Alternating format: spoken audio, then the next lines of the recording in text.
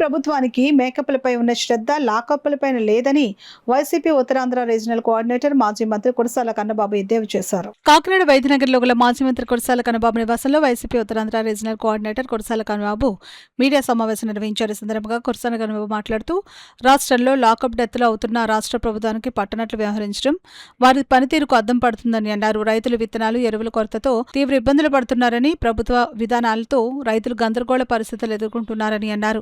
తక్షణం కూటమి ప్రభుత్వం రాష్ట్రంలో లా అండ్ ఆర్డర్ను గాడులో పెట్టాలని, రైతుల సమస్యలు పరిష్కరించుకుంటే వైసీపీ అధినేత వైఎస్ జగన్మోహన్ రెడ్డి ఆందోళన చేపడతారని హెచ్చరించారు. డీజీపీ ఏం చేస్తున్నారు?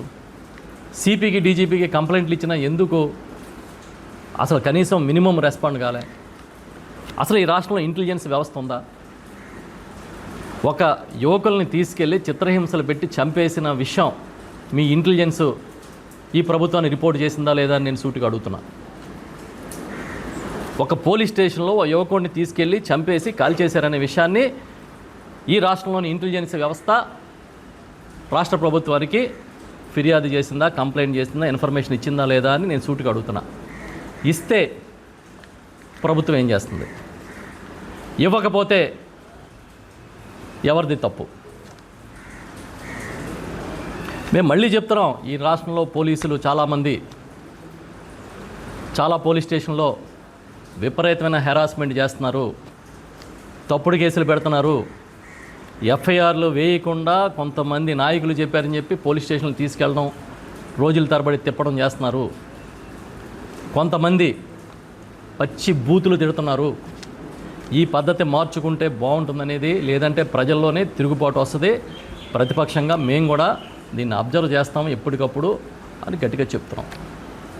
జిల్లా ఎస్పీలు కూడా దయచేసి మీ కింద ఉన్న ఎవరైతే అధికారులు ఉన్నారో వాళ్ళకి స్పష్టమైన ఆదేశాలు ఇవ్వాలి, డీజీపీ దగ్గర నుంచి జిల్లా ఎస్పీల దాకా అని కోరుతున్నాం. ముందు శాంతి భద్రతలను కాపాడండి, తర్వాత మేకప్ల గురించి మాట్లాడుకోవచ్చు.